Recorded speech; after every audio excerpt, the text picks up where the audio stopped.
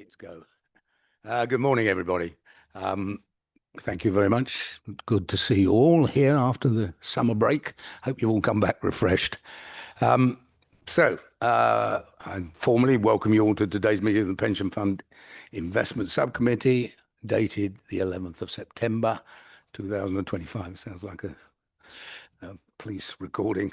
The County Council allows filming and photography at its public meetings, so feel free to take pictures and use social media during the meeting, but please can everyone present turn their phones to silent, that includes me, I think, or vibrate while the meeting is taking place. There is no fire alarm test scheduled today. If the alarm sounds, I will adjourn the meeting and we will leave the room by the side doors and use the external fire exit to the assembly point in the car park. A reminder that the public session of the meeting will be live streamed and a recording will be placed on the council's website. The meeting will be adjourned every 2 hours for a short comfort break. I'm proposing that we will deal with the public part of the meeting and actually have our break before the confidentials are, but we would see how time goes. But that, I think, would be the ideal way to break the meeting today. So we turn to item 1, which is apologies for absence and declarations of interest. So I'm going to ask the Democratic Services Officer, Nick Mills, Rishenda, he's taken over from Rishenda, to report any apologies for absence. Thank you, Chair. There are no apologies for absence. Thank you. Does any member wish to declare any disclosable pecuniary interest or non-statutory disclosable interest? I look around. Nobody is declared. I'm going to welcome separately Imtaz Ali, Councillor Imtaz Ali, who has joined us as the new independent representative of public bodies, and he's joining us for the first time this morning. So very good. Welcome to you and very nice to see you. No, that's all right. So we turn to the next item, which is the public minutes of the previous subcommittee meeting held on the 26th of June 2025. And I want to ask you whether you confirm it's an accurate record or whether you have any objections to the public section of that meeting.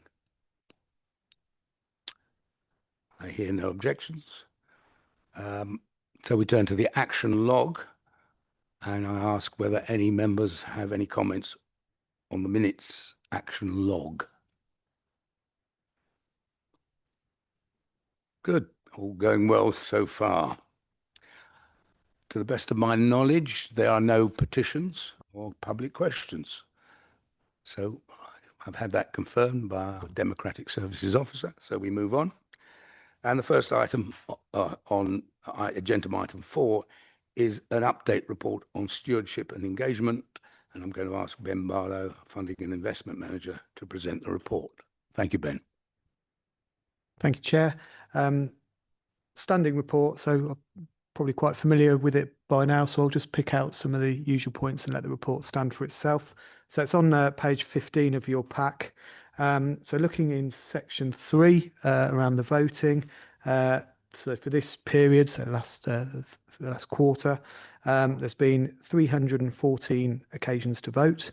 7 of those were classified as environmental issues, 1 as a social issue, and 305 as governance issues. Again, we've seen that pattern before on how governance heavy these votes can be. Of those 314, our managers 24 times decided not to cast a vote. 234 times they were in agreement and 4 manager proposals, and 56 times they were against those. Obviously, they do the voting in line with the access voting policy, and there was no instances where the fund manager overrode the policy within the period. They obviously do have discretion to do so, being the experts in the field, if they choose to, but for this period, there's been no occasions. Engagements in section 4, There's been 10 engagements. So again, to split them up into sort of categories, 4 of those were environmental, 1 was social, and 5 were on governance issues.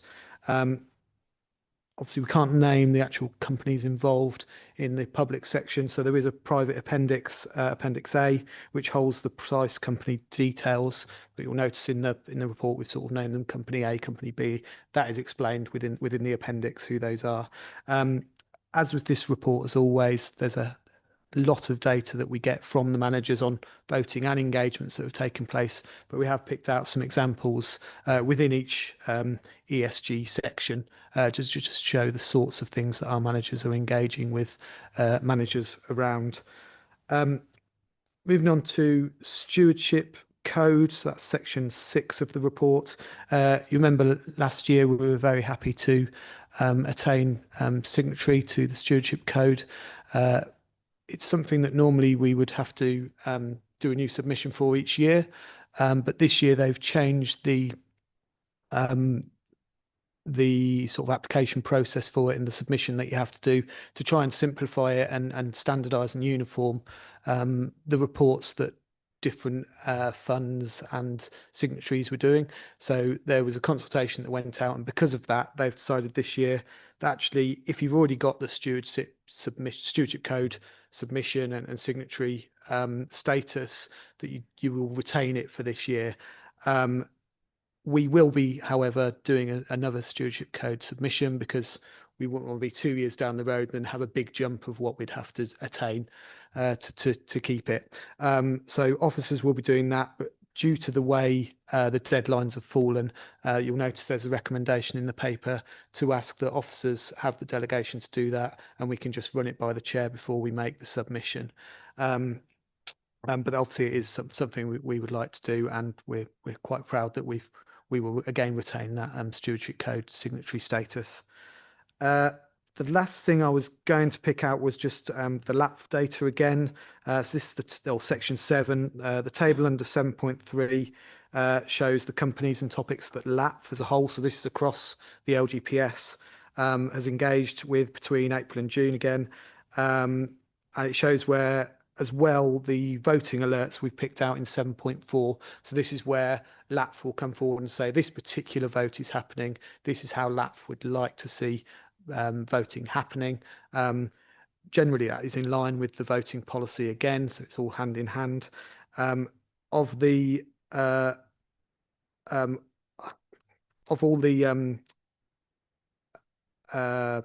alerts we did get, there's only actually one that related to something that we held, which was held with Dodge and Cox, who did vote in line with the alert and did vote in line with the access guidelines. So we kind of got that from 2 angles, that one, and we've ticked the box there, I think. Wasn't going to pull anything out from the report, but as always, if there's anything about the format, it's a sort of a developing report, this one, and there's a lot of data. So if there's anything that wants to be brought out, we can do that in future months. And one thing that was brought out at the last ISC was some information around the risk around the stewardship that we're doing. So we'll bring that in for the next report that we'll bring to the next ISC. But happy to take any questions or comments. Thank you, Ben. Before we take comments, this is the public section. There's more detail in the confidential section. If anybody's got any questions on the confidential section, could they indicate that now? You do. Can I, right? I believe it's the appendix, which says exempt on the top, so I assume it's the private section, yeah. Okay. Can I ask then that all questions be directed at the moment to the public section, and we'll definitely deal with that during the confidential section. Thank you very much. Questions on the public section of this report? I look around. Yes, Liz? On the list of engagements that LAPF have had is, some with no improvement, moderate improvement, and I just wondered what the kind of history of those engagements are with those companies. Are they kind of are they likely to engage with us at all, or will they kind of always be on the list, do you think? And one of those that we've spoken about before is Glencore, because of its environmental record and its dropping value as well over the last 6 months. So I just wondered, because that's kind of one that we've expressed interest in, where are we with, are we going to divest from that, or what is the kind of strategy around that? Because that is one that has come up a few times here. Thank you. Yeah. So for the list that LAP have provided, we do have more detail sort of in the backgrounds in the office of individual engagements. So if there's any in particular you'd like us to pick out, we'd be happy to do that. Glencore in particular, we obviously were having discussions with Dodge and Cox over what we could do here. Not when we were doing that in line with some other investors within Access, and discussions sort of were taking place, but have slowed down slightly due to the pooling work that's been going on with us looking at Borders to Coast as our new investment pool. But certainly there are more discussions planned. I'm happy to pull out some more information and come back to you outside the meeting on what we've done with Glencore though, and can get that to you with no problem. Yeah, that'd be useful. Thanks. Yeah, if I could just come in with a general comment about LAP. I mean, they do so the assets or the companies they engage with are where there is any, if you like, presence in funds across the LGPS. So as long as funds in the LGPS invest in those companies, then they can engage with them, and they do. Even if there's been only moderate improvement, they will continue to engage with them over many years. But remember, they're not the ones that are effectively pulling the trigger as to whether they sell those stocks. They are simply trying to do the best on behalf of the entire community. The decision, of course, what we do as a fund is leave the buy sell decisions in the hands of the investment managers. So what we can do, I think, to follow on from what Ben said, is ask the active manager, whereby there's a presence within our fund, to effectively give us some information that we can share with you about what their current understanding of Glencore is and why they're investing. That would probably be the appropriate action. Thank you, Mark. Funnily enough, I had a general question, but rather along the lines that this is asked as well, which is a very, very good and pertinent question. But in the generality, is there evidence that this engagement that we have actually is instrumental in making those changes that we look for? Putting aside our decision to invest, disinvest, or whatever, that's a sort of binary decision. But obviously, ongoing engagement should itself produce improvement if in any of the ESG measures. So I just wonder whether, in general, we are successful in bringing about the sort of changes that we think the company. Yeah, speaking to managers generally, you see sort of a result from the engagements we're doing. Obviously, being general, there's good examples and there's bad examples. But generally, if it's a bad example, managers don't see it as a company that's got a good future and a good outlook. Therefore, it's not a good investment. But generally, the engagements we're getting, we do get engagements, biggie, that they are actually interested and they're talking to us and they're trying to make the right changes. There's a lot of pressure on companies now to do so because of the nature of the ESG focus. Yeah, I just wanted to draw the distinction between a report from LPB, the investigation on the engagement, where it says, yes, they're improving, and the effect that engagement has actually had and to what extent it's attributable to the engagement we've had, rather than something that the company is doing anyway. All we've got here, for example, in the report is, yeah, there's a moderate improvement, or there's no change, or there will be change in the future, or whatever. And I think they're two different things. Yeah, and I mean, there's something maybe we could pick out more from the LAPF report that would highlight that within this report. Obviously, like we say, there's so much information, but maybe we could, for instance, add a column to the LAPF table we have on there, just to maybe give a bit more information on what small improvement means and what no improvement means and what change in process means. Maybe that would be quite helpful to sort of give a bit more background on what is happening with that particular engagement.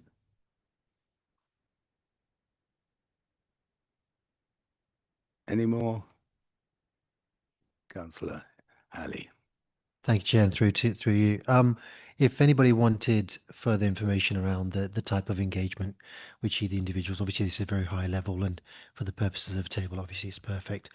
But I'm quite interested in maybe the type of specific engagement we've had with a number of companies on that list. So if we wanted to dive into that detail, could we just reach out to you and ask for that? Yeah, by all means, you can email myself and my team, and we'd be happy to provide that information. No problem.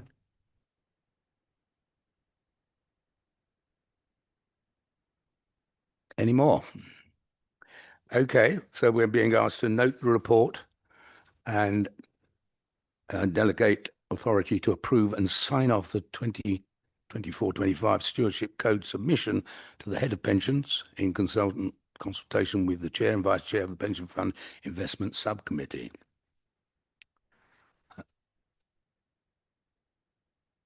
All in favour? Thank you very much.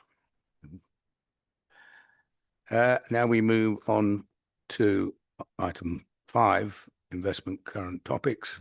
It's a report on investment current topics, which will be introduced by Jonathan Crowther of our investment advisor, Mercer. Thank you, Jonathan. Thank you very much, Chair. Yeah, so basically going to cover 3 aspects of current topics today. Usual one, market update, and I'll come to that in a moment. Then talk a little bit about the benefits of diversification and just reinforce that, because some things that have happened this year have shown the challenges with markets that move together at the same time. And then finally, just a quick update on net zero initiatives that you may have seen or read about over the last few months. So moving quickly on to the market update, which if you see the slide, which is on, sorry, I've lost my page numbers. It's basically what's happened with the market. So if you look at the equity market, what we've seen since the beginning of the year and the Trump leadership is global markets have been rallying a little bit early in the part of January. Then we had the big move on tariffs and Liberation Day, which took markets down. And interestingly, if you look across the page there, it took both markets down at the same time. So it took equity markets down quite strongly in the US, which was dragging global markets down. And also US bonds moved strongly downwards with yields rising, and that had a knock-on effect across global bond markets. So we had both equities and bonds going down at the same time. And interestingly, also the dollar weakening at that stage. So you can hold that thought for one of the things I'll bring out later on, but that's a backdrop. Against that, what we've seen is some slowing of growth and inflation, which has been a big concern, easing, although there's some concern about what the impact of tariffs will be globally. So we're in a place in the world at the moment where we're probably seeing slowing growth in economies, particularly in the US, but inflation not particularly out of control, a bit sticky in places like the UK, but has been much lower in Europe and certainly in the US has not got out of control. So that environment has seen essentially a big move in equity markets, so very strongly down. Then the fear about tariffs seems to have subsided from now. And so we've seen a ramp up in US equity market, which has been good for the fund.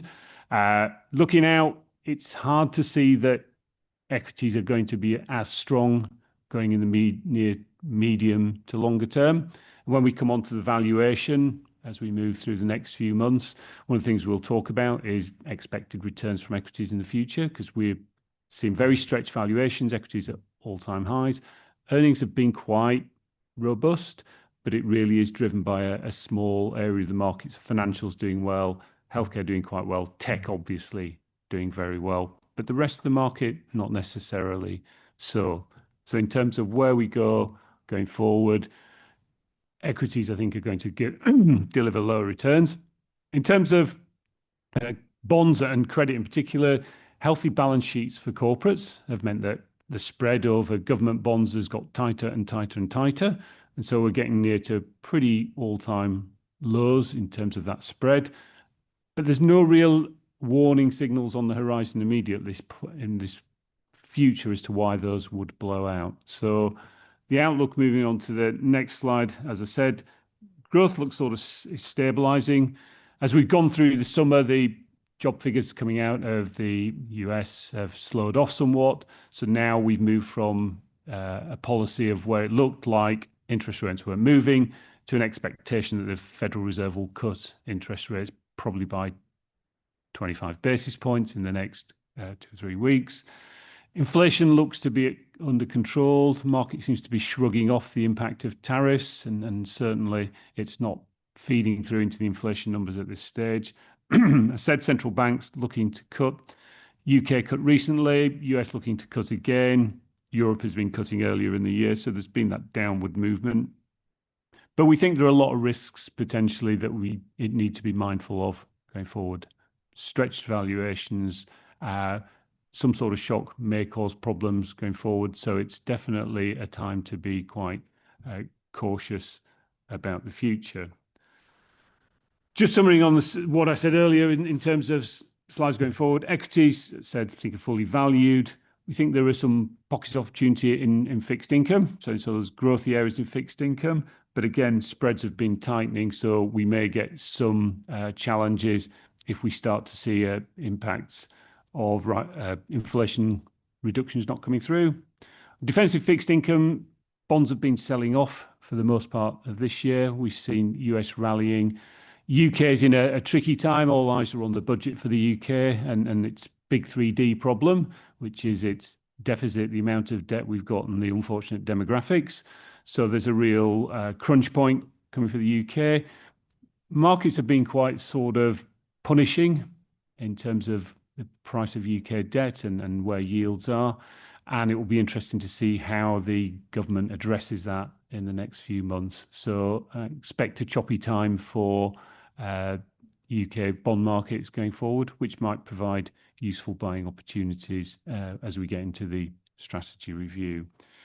In terms of currency, one of the things we spent some time on last year was talking about the dollar. And at the moment, I think the position we see going forward is that the dollar looks like it's likely to weaken further from where it is.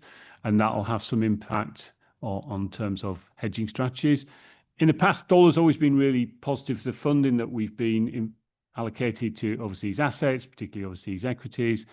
And there's been a sort of break that will leads us nicely into the next section about diversification, in that when equity markets have fallen traditionally, the dollar's risen because it's usually been some risk-off event. And what happens is investors then look at the dollar, which is their safe haven. They look to buy dollar assets and treasuries. That hasn't been the case this year and might not be the case going forward. So the risk is if we're investing in unhedged equities, so predominantly dollar assets, and those fall at the same time that the dollar doesn't weaken, then that shock absorber is likely to be removed. And one of the things that we talked about last year was risk of weak move to put more of a currency hedge on where we did some hedging on the infrastructure assets. That segues me into the next section about diversification and thinking about all these factors together. Why is diversification important? Well, there's sort of 6 different boxes on there. There's 2 really important themes to come through. One is the traditional eggs and baskets themes, is actually we want to spread our risk across a number of baskets. So if one of those drops at any particular point in time, it doesn't have a dramatic effect on our assets and the funding level. And why is that important? Well, diversification, if we're continuing to get good, positive, small returns moving forward, that compounding effect over time, as Einstein quoted, being the 8th wonder of the world, is that compound interest and compounding your returns really adds a lot of value over the long term. So it's important that diversification is at the heart of the investment strategy. And you're all aware of that, given what we've got in place. Just moving on to the next slide, which is awful. It's the equity bond correlations, and I challenge anybody to make much sense of it. But the real theme to come out of that is the fact that, as I mentioned earlier in the markets piece, we've had this benefit of, whilst we're in equity and bonds, they've been giving us good diversification. The way they're moving at the moment is that they don't diversify as well against each other. And overlaid on that is the fact that the currency, which has been a bit of a shock absorber in the past, might not be so in the future. The only saving grace in that is that whilst the dollar is weak against most currencies, the UK position, going back to what I mentioned earlier, is not so great. And so it's not been as strong against the dollar as some of the other currencies. But we still got this issue about dollar weakness, and it may be that we need to come back to thinking about our hedging strategy going forward. In terms of on the next slide, the little circle with the bubbles on, the idea is about where is diversification. If it doesn't come from equities and bonds, which it has done traditionally, where have we looked at? Well, areas that local government funds tend not to look at on the right-hand side are hedge funds and commodities. You'll have seen recently gold has been very strong. Commodities have been very strong because of the whole issue around tariffs. It's been pushing prices up. There's been a lot of buying activity. Hedge funds, I've got clients who have hedge funds. They tend to do quite well when markets are very volatile and quite unpredictable, which was around April. And so a lot of hedge fund performance was quite good around that time because it's not necessarily correlated with what's going on in equity and bond markets. Diversifiers that the fund has used, and we've got elements of real estate, has some connections with inflation, has some connection with interest rates, but generally it tends to run a middle path between where equities and bonds have been. So that's been a useful diversifier for the fund. Private markets and credit has been, again, an area of opportunity that diversifies from investment grades because it's investing in a different part of the economic sector. And so in that area, it tends to be the space lending to entities where banks are dropping out of that particular sector. And so there's some good opportunities in there to pick up attractive spreads relative to investment grade.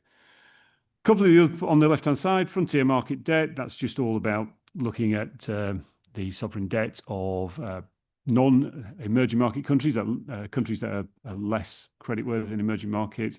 And trade finance is one that we've just drawn out in there. That's all about financing between sellers and buyers and providing that effectively what used to be bank financing between the two. So it's quite short term and it's got very different drivers to the normal credit markets. Coming to an end on this section, the next slide is just what I've already talked about. The risk diversification benefits of USD are falling, and I've mentioned why that's the case. So that takes you then on to the conclusions for FX exposure. And that's really just coming back to this point around thinking what is our overseas currency exposure and how can we manage it. We talked about that last year. So we're running in a position of 40 to 50% overseas currency hedged. And it's really the next step in that is something that we talked about when we put the additional hedging in place is, do we now look to make that a bit more efficient than it is? Because there are opportunities to put an overlay structure in place where you can be much more specific. Whereas the way that we're doing at the moment is looking at hedged share classes within some of the asset vehicles that we're using. But that's an area for future thought. Finally, I'll quickly wrap up on net zero initiatives. So the slide 44 really just sets out something that you may have seen of asset managers pulling out of climate initiatives. These are more bodies and organizations. It's not essentially asset managers stopping doing what we want them to do and what we've been engaging with them about. I think these are more umbrella organizations where there's all sorts of different issues and concerns and impacts that it has on particular asset managements, especially US ones in their own markets. So it's those companies stepping back from these collaborative bodies, but that's not necessarily the same as those companies stepping back from their commitments. In terms of actions the funds can take, well, we continue to refresh and look at the investment beliefs and what we have in terms of responsible investment, and all of those principles for the fund remain in place. I think it's as we go through into November, we'll continue with the work that the committee has done over the recent past. So we'll be looking at the analysis for climate transition, so thinking about the carbon footprint and how it's progressing around that, and looking at specifically some of the areas we brought out in the previous review was trying to identify the companies that it's really going to get the most effort from engaging with, and also thinking about what real world difference we're making in terms of we're putting these efforts in and we see carbon footprint moving, but there are a lot of moving parts within that. What actually is market effects and just mathematical effects, and what's actually making a real world difference? And that should come out when we present some of the analysis of that particular project in the next committee meeting.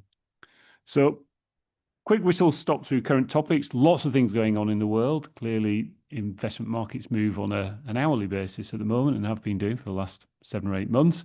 But happy to take any questions around that. Thank you very much, Jonathan, for a very comprehensive and summary of probably a complexer time that I've ever lived through. And as you rightly remark, it changes by the hour or even minute. I think that we've all got some thoughts. Everybody in this room will have some thoughts on what's going on in the world at the moment. And I certainly have a question or two I'd like to put to you. But I will let it open to the meeting first to raise some questions. Thank you very much. Councillor Ali. Thank you, Chair. Thank you, Jonathan. Really good report.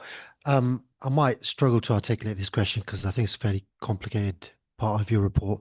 And this is the natural hedge that exists when investing in US equity. You mentioned when US equity markets weaken, we tend to get a bit of an offset. We used to get a bit of an offset because of movements in currency rates. So my question is, when we, as a pension fund, actively take a position in global equities, would we not automatically hedge the FX risk and almost eliminate that from our desired volatility? So you've got the risk return considerations. So you're taking a position in US equity and you hedge out the FX risk. But it sounds like we've seen the phenomenon where there's been a natural hedge and we've kind of benefited from it. But at the same time, that would work the opposite way, wouldn't it? Like where we'd get an increase in US equity markets, but then that would be dampened by the movement against us as well. So would we not have almost isolated the two impacts and just taken the equity exposure through choice?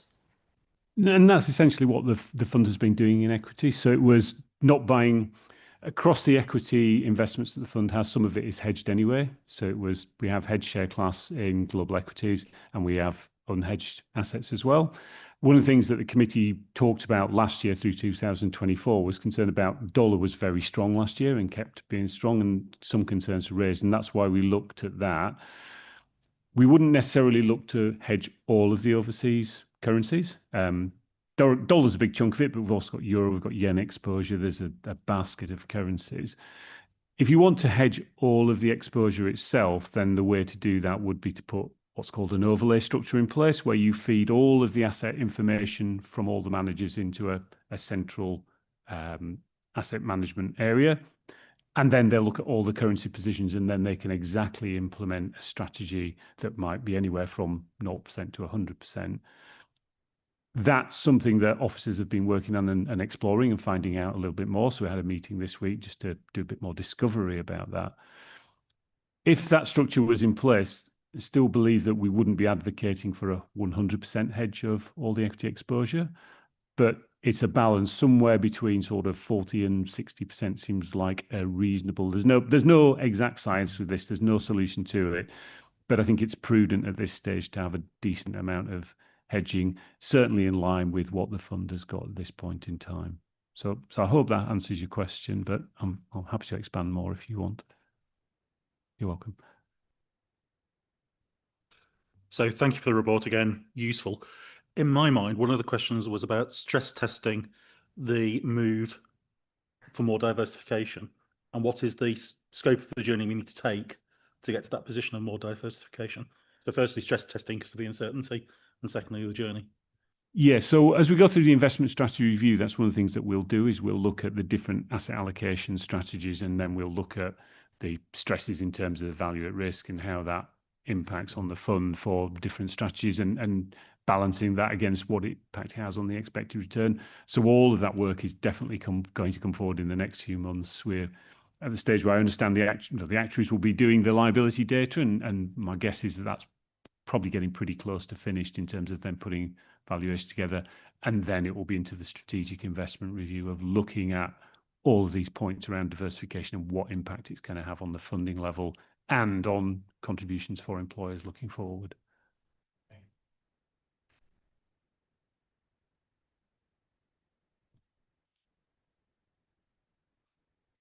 I've just got a question about the on page 44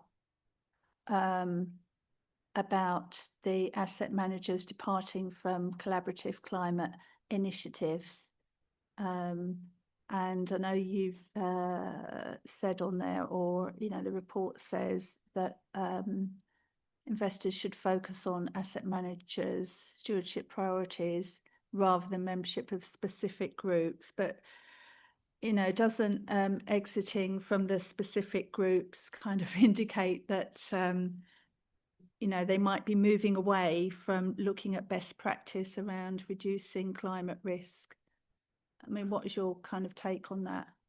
Yeah, our take on that is that some of these groups, so when these groups are set up, I think it was the whole theme of we're moving forward, doing all these things together. As inevitable, when groups get set up, they start to be overtaken by other interests in terms of what people's objectives are, and everybody might not agree on specifically the way forward. I'm not close to it in terms of, it's not something I follow on a daily basis, but my understanding of it is that the asset managers, whilst they're committed to engaging and all of the aspects that we want them to do going forward and doing it in a positive way, I think what they're concerned about is the way that these organisations either publish information or put information to market, or how those organisations operate. And I suspect in terms of the cost of financing them as well will also come into play. So I don't think the managers that have moved out anyway from Climate Action 100, not particularly managers that the fund uses anyway, so that's not a concern. But those managers actually, as far as I'm aware, have a very, very strong capability in all things ESG and will continue to do so going forward. Clearly, if they don't, organisations like ours will be holding them to account on your behalf and on behalf of our other clients, saying, why is this happening? And that will start to damage their business, which clearly they won't want that to come into play. So I think it's a point to note rather than to be worried about, but it's definitely something we should keep an eye on. Okay, thank you.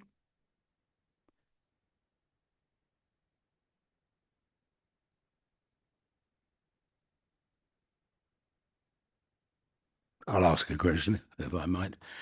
Well, I say it's a question. I mean, it's a question that probably has no answer, because when we're looking at the state of the world and the state of markets, it's everybody's assessment and judgment, a bit of speculation. I guess the markets have factored in regional conflicts. I mean, nobody knows where they're going to end up, but I mean, they've been going on for some time, so that will have been recognised. But it seems to me that the biggest geopolitical risk that we face at the moment is the uncertainty surrounding what may happen in the US as a result of the US economy. I'm particularly thinking about the threat of secondary tariffs, for example, which has been promised by President Trump as a response to one of those regional conflicts. He hasn't done it yet. It was supposed to be done this week, wasn't it? But am I being paranoid in looking at the event that's taking place today, which is Merck pulling out of a proposed $1 billion investment in the UK for research in healthcare and drug development? And I know that we have an odd market in terms of the way our NHS buys its drugs. But am I being paranoid in thinking that making America great again, Mr. Trump would like to bring back as much investment into the US and really take it away from other centers in the world? and that's disrupting the market.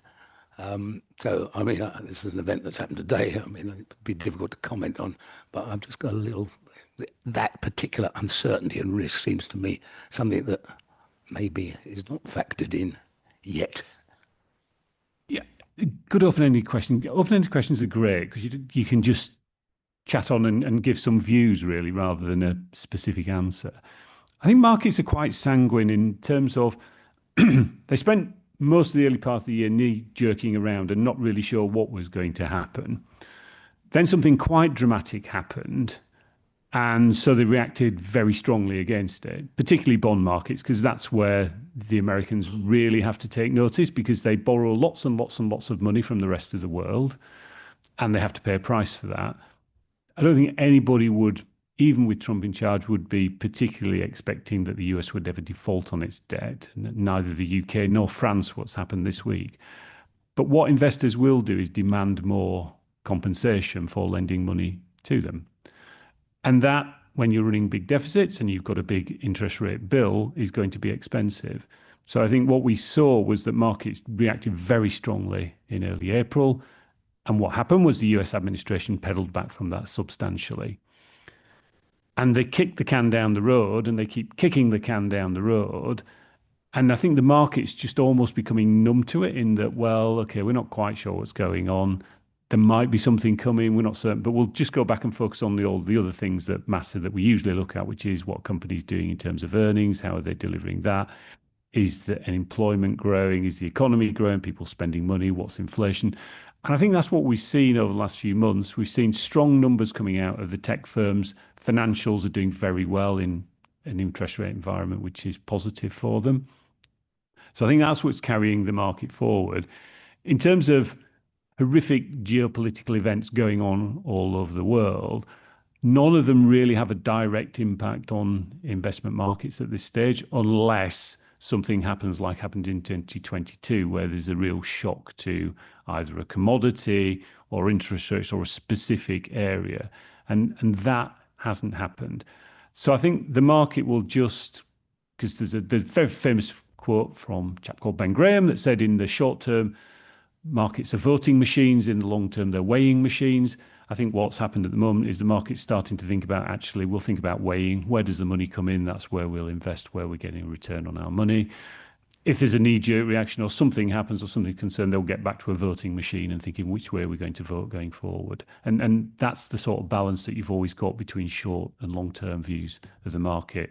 And I think at the moment we're nudging a little bit towards we're a bit tariffed out. So we'll just focus on the other bits and recognizing at the back of our mind that there is uncertainty and something will happen and it will change, but we can't really predict what at this point in time. So I said it'd be an open-ended response. If I knew the definitive answer, clearly I wouldn't be sat here. I'd just be trading away for myself, making lots of money. That crystal ball. Well, thank you very much. Yeah, I mean, it's obviously something we could discuss endlessly and speculate on. But I'm sorry, Sam. Yes, sorry. Thank you, Chair. Could I? You mentioned in your summary at the start that you, Mercer, don't see sort of a particular catalyst for things coming to a head, right? That it was sort of strange market setup, but there's no catalyst. Could we just expand on that a bit? You also mentioned rightly that central bank policy seems to be that the cost of money should be getting cheaper. They're reducing rates, whereas the bond markets are telling us the opposite, that cost of money is more expensive. I mean, it's a bit simplified, but and spreads on corporates have gotten very, very narrow, and it's hard to see a situation where they are negative. So there's only so far that can go. That feels like quite an extreme situation. Perhaps you think not, and extreme scenarios are often those that lead to large moves, corrections, and maybe it's unclear where the what avenue that is, whether it's through equities, through bonds, or what types of assets. But is there sorry, it's a very long-winded question. Question comes really as to, okay, can we do anything about that? Because extreme moves are the ones that sort of diversification doesn't really, well, helps absolutely, but if we're not considering what that diversification looks like until a strategy review is done, which will take 6 months, are we just reliant on there's no catalyst in the next 6 months, we'll get through it and hopefully nothing changes? Or are there other things that we can take some comfort that the portfolio is is not overly exposed? Yeah, I think going back to your point about, so I'll try and tackle them because I made a note as we go through them all. So the point about interest rates being lower and they're going up that's the yield curve effect, isn't it? That short-term interest rates are impacted by what the central banks are doing. So what we're doing, how we're getting the economy going, and all the expectation there is that we'll be reducing short rates in the UK, in Europe, in the US. In terms of the longer term interest rates, they've got slightly different dynamics. So they're a little bit driven by what's happening at the shorter dated interest rates, but they're also driven by supply and demand, who wants to buy the bonds and who's selling them or who's issuing them. Governments are going to issue a lot more bonds going forward. So if you haven't got the demand to buy those bonds, the price will fall. And so the yields will go up, and that's what's driving longer term yields. That's certainly what's happening in the UK. There's two things in the UK. One is we've got to issue a lot of debt, and also at the same time there's a big seller in the market called the Bank of England who've been selling government bonds, and there's not an enormous appetite for overseas buyers to buy that debt. And also UK pension schemes across the board have probably filled up as much as they need. They'll continue to buy some, but not as much as they've bought in the last 10 or 15 years. So there's some dynamics at play there that's keeping yields higher. And the only way we'll see that come down is if one of those balancing factors changes. So either the UK is going to stop issuing as many bonds, which means that government is either raising more tax revenue or is cutting back on spending or doing some combination of both. That will be what really will drive the UK longer dated interest rates. Now, in terms of credits and corporate spreads, that's the yield on a corporate bond obviously consists of what the government bond yield is, so that will move up and down in line with what government bonds do. The spread above them is really the risk that you're taking by extending credit to those organisations. And at this point in time, balance sheets are pretty healthy. Corporates have been rebuilding balance sheets over the last 10 or 15 years. So they issue debt into markets when they think it's opportunistic to do so. So those spreads remain tight. They won't remain, or they will blow out at some point when we've got worries of recession and companies start defaulting on debt. And I don't think I might be wrong, don't think we see that happening in the next 6 to 12 months. I think growth is slowing significantly. We'll see short rates coming down. That will probably ease the pressure on corporates rather than increase it. In terms of what can we do, well, the biggest factor that the fund has going for it in a world where we might see long-dated interest rates rise would be that actually our liabilities are dropping at the same time. So we have a sort of natural hedge built into the fund in some respects.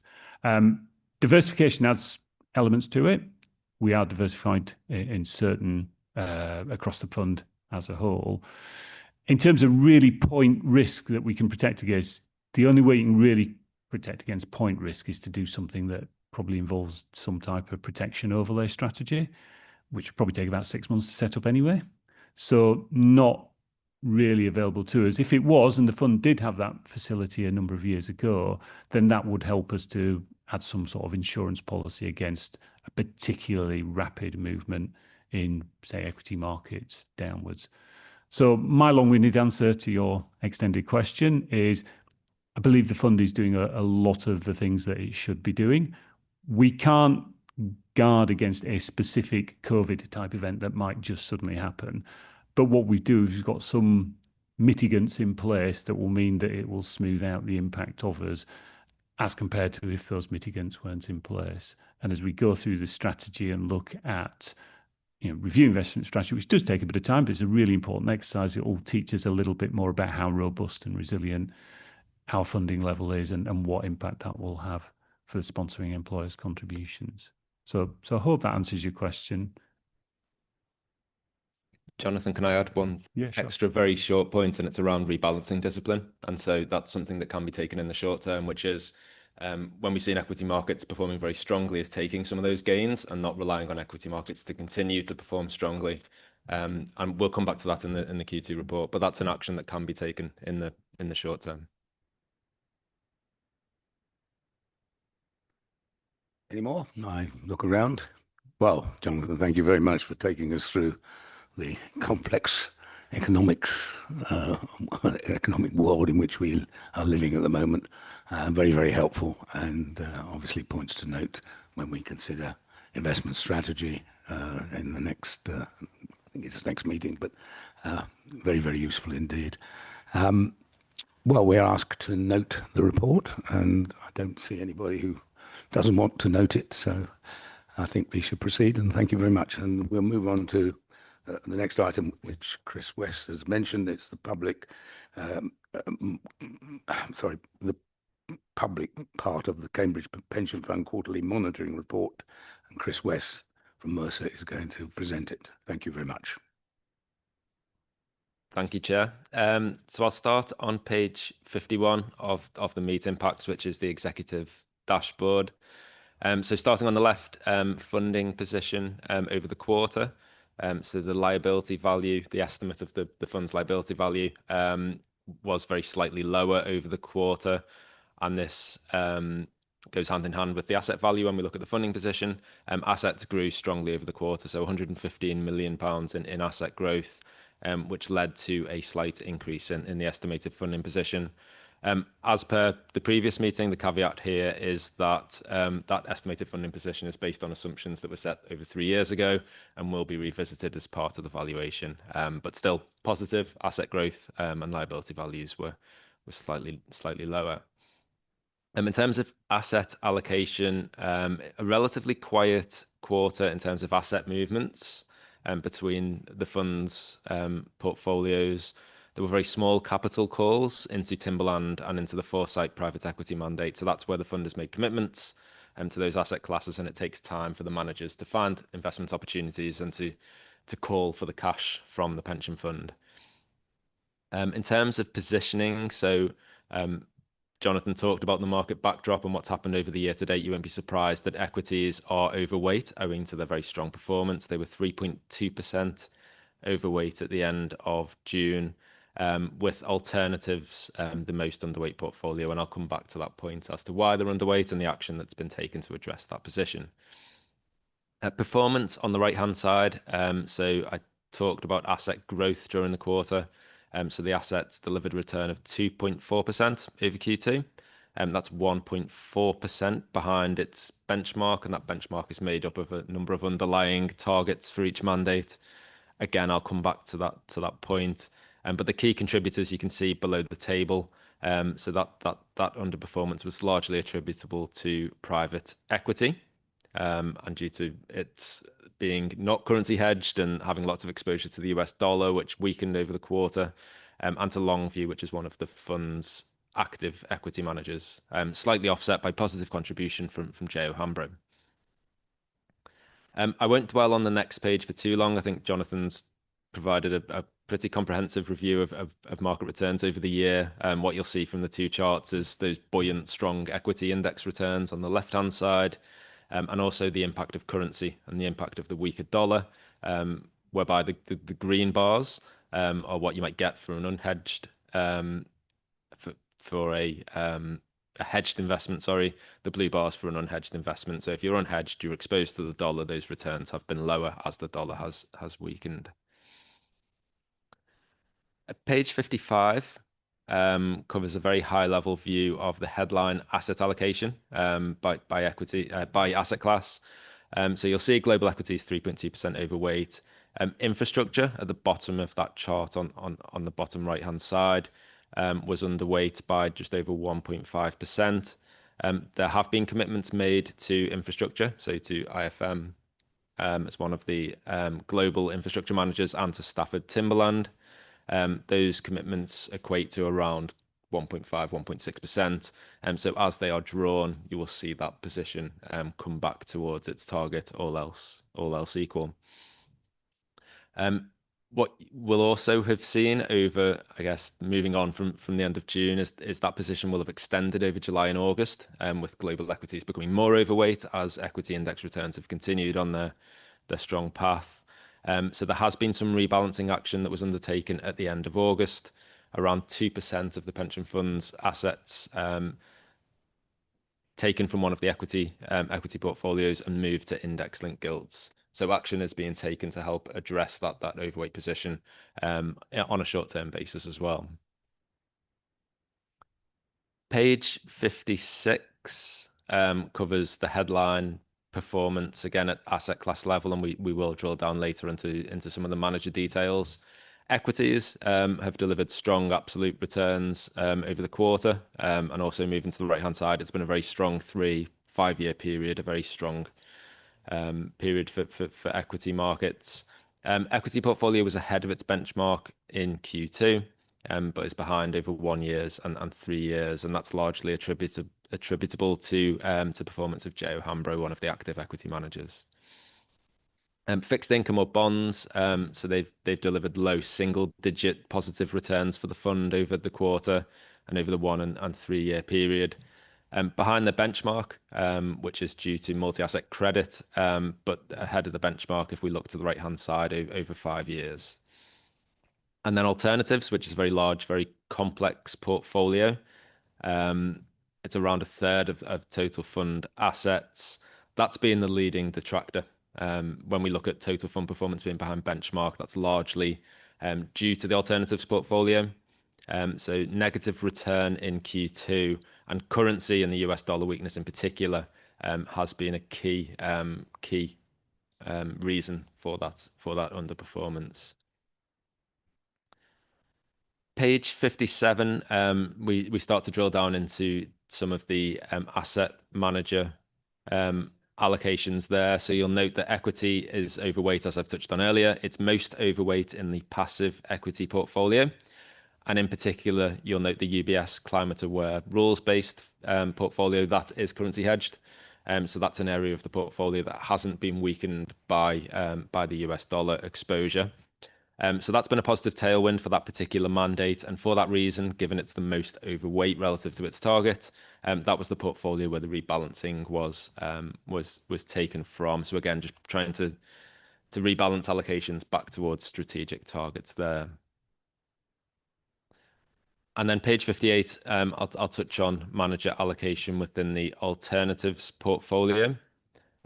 Property is one of the underweights. I've touched on infrastructure, but property is another area of the alternatives portfolio that's underweight by 1.4%. We now have issues around looking at the future of pooling and decisions that might be taken around property investment there. So it's not really appropriate to be rebalancing into that asset class. It's very expensive to buy assets, and so care needs to be taken not to incur transaction costs and then to have to unwind those positions possibly in future.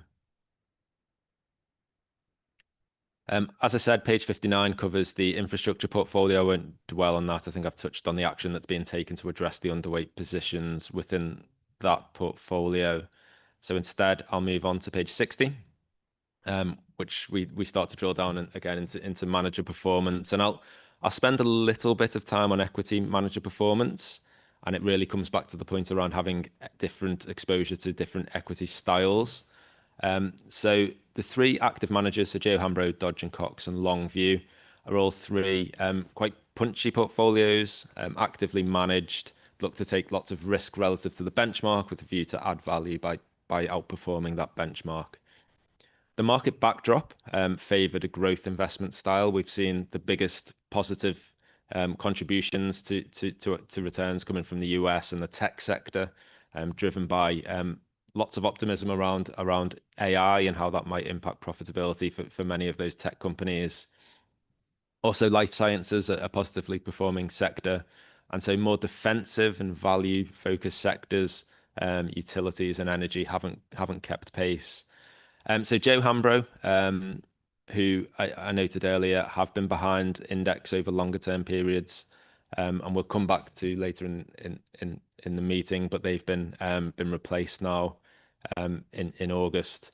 But they finished on their role in the portfolio on a relatively strong note. So over the quarter, they outperformed the index, due in part to their growth style. It's been a supportive environment.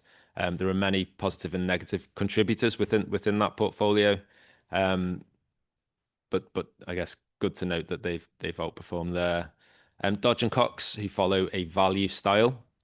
So while you see that they delivered a 2% return over the quarter, they did outperform the value index. So the value index was down 0.1%.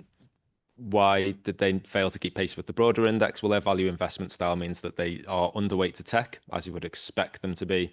And again, tech performing very strongly meant that portfolio failed to keep pace there. But they do have lots of exposure to financials, and that's been a strong contributor to their performance. And Longview, so Longview follow a quality investment style. They've underperformed the index over the quarter and also over the 1 year period. They did quite well in early April. So the quality investment style means that they will look to target companies that have strong measures of profitability, potentially defensive positions in terms of their corporate earnings and competitive positions in the market. So they did quite well early in April as markets sold off. But they failed to keep pace with the subsequent rally. So equity markets picked up from mid-April onwards, and their portfolio didn't have as much exposure to the sectors that did very well. Semiconductors in particular were up 41% as a sector in Q2, and Longview had no exposure to the semiconductor sector. So in a very volatile period, they didn't back one of the horses that did very well. But worth noting, it's a long-term investment game. We shouldn't place too much emphasis on quarterly returns. And as you move to the right-hand side of the chart, so over 5 years, their performance is much closer to the index. I'll note the UBS passive portfolio. So a passive portfolio, the natural question you would ask is, well, why has it outperformed the market index by 0.6%? So this is not a zero tracking error strategy. They are the climate aware rules based means that they do take tilts within the portfolio to try and tilt away from companies where they believe they are exposed to climate related risks and towards companies that they believe are protected against those risks. And the market environment in Q2, there were a number of stock positions within that portfolio that favoured those positive climate tilts, and so that portfolio outperformed the broader index over Q2 by 0.6%.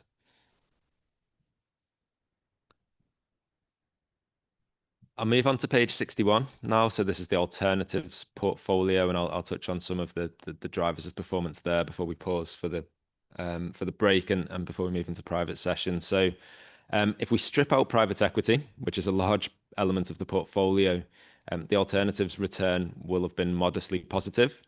But that private equity exposure, particularly Adam Street Partners and HarbourVest, which are global in nature, have lots of US dollar exposure, and that's not hedged. So the fund's hedging is done elsewhere within the portfolio. So the dollar weakness has really been a drag on returns, and that's dragged the overall alternatives return into negative territory. That's been really the key driver for underperformance of the alternatives portfolio over the quarter and also over the 1 year period. UK property, so there are a number of mandates at the top of that portfolio from CBRE, Aviva, and M&G. Continues to be a relatively challenging environment for UK property. So low single-digit returns from the property portfolio over the quarter and over the 1 year period, but still haven't seen enough for UK property to recover from where it sold off in 2022 when interest rates rose. Infrastructure, so moving to the bottom of the table, has been a positive contributor in absolute terms. So most of those mandates delivering positive returns. IFM and JP Morgan are the two by far the largest mandates. They represent over 2/3 of the fund's infrastructure portfolio. They've performed strongly over the quarter, and if you look at 1 and 3 year periods, they've been delivering strong high single-digit returns of 7%, 8%, 9% per annum. But they're being measured against a benchmark of 10% per annum, which is quite a challenging benchmark. And again, this is something that we will come back to later in the report. I'll note AMP Capital's return of -8% over Q2 because it does stand out. It's a quite significant negative number. That is a smaller mandate, so 0.4% of fund assets. What you would expect from infrastructure debt is that it's a portfolio that should deliver a steady, small positive return as it harvests the income and the coupon income from that debt. But what you will get is occasional, or what you are likely to get is occasional write-downs in value if there are creditworthiness concerns around some of the underlying positions. And as those portfolios become more mature, there are fewer underlying positions within the portfolio, so they can have a more pronounced impact, which is why you see that -8%. It's a large number, but actually, when you look at it in total fund perspective of total fund returns, it's very small. So I'll pause there for any questions, I think, before we pick up the private part of the report. Thank you very much, Chris. Again, a comprehensive report on very complex mixed portfolio. Before we open this for questions, I would like to remind you that there is a confidential section under agenda item 8. So if you've got any questions that are likely to fall into that, can you indicate that now? So that, no indication. But can I remind you, any questions you do ask should be on the public sector only, public section, sorry.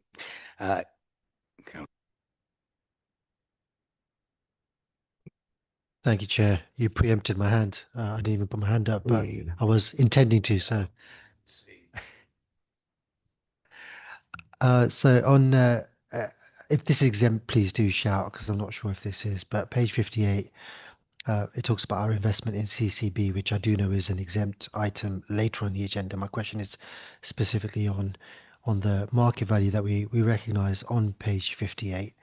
Does that market value just represent our 50% ownership, or is that the total market value of CCB? And even if it is the 50% ownership, it looks to be significantly lower than what may be quoted as a book value later on in the agenda. So just some color on that. And then a second question is around our UBS infrastructure. I'm sure others will have noticed as well. That looks to be a pretty disastrous relationship over the last 5 years on a per annual return. So what kind of corrective actions are we taking there to fix that mandate, or even moving away from UBS infrastructure? Thank you. Perhaps I can take the second question, and then I might take a part of the first question and then hand over to officers. But the second question around UBS infrastructure, it's a legacy investment that is very close to the end of its life. So on page 59, you'll see that its remaining value is around 4.1 million. So a very, very small impact on total portfolio returns at the moment.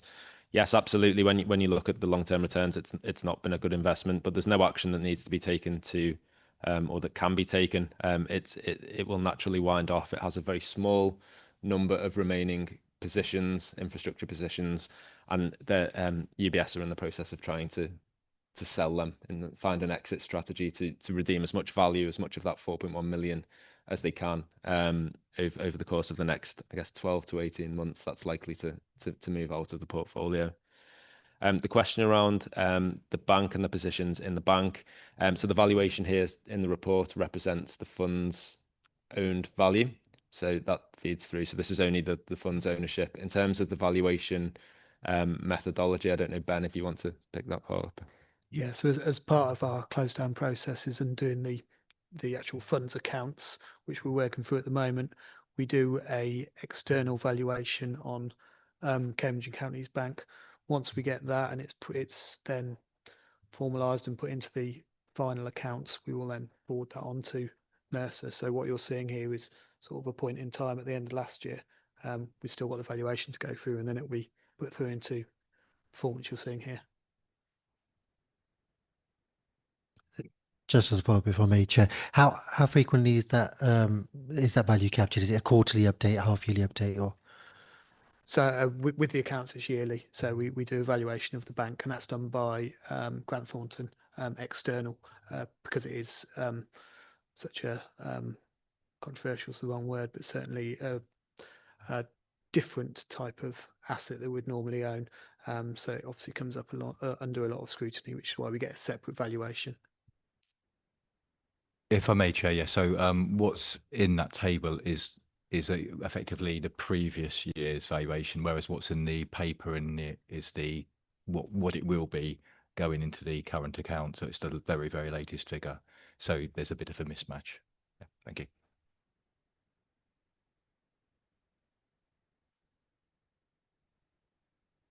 I'm looking around. I'm going to ask a question for information and my understanding, so probably a bit silly, really. I don't know. Infrastructure returns.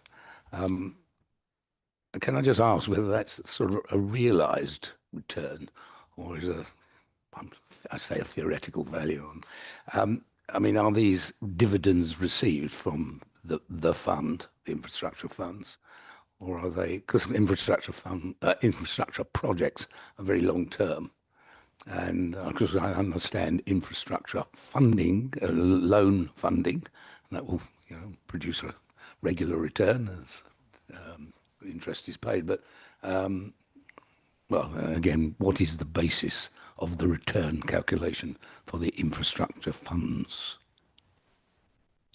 So it will be a combination of realized returns in terms of income that has been received from those underlying assets, and unrealized returns, which is the value of the remaining assets within the portfolio. For the smaller legacy mandates that we've seen, it will be the majority realized returns, because there is only a small residual value of portfolio assets left within the infrastructure fund. For IFM and JP Morgan, they are large global open-ended vehicles. So the majority of that return will be, I expect, particularly over the shorter term, unrealized, and it will represent the value of the underlying portfolio assets. But some of it will be realized because, as you pointed out, income is received from those assets as well. So it wasn't such a silly question. There are two elements of it. Thank you very much.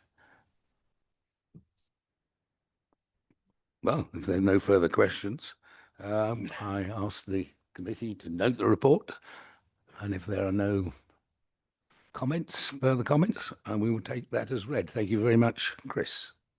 And I think that we are now turning to the exempt from publication section.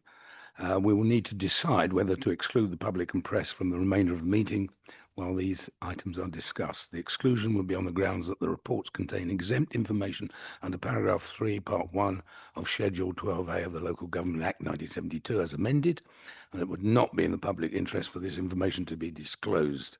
That is information related to the financial or business affairs of any particular person, including the authority holding that information.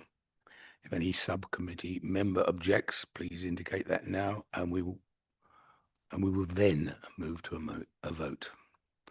So do I have your agreement that we should move to the confidential section of this committee meeting? We are resolved to move this into private section, and we're now going to close the public section and end the live stream. Thank you very much.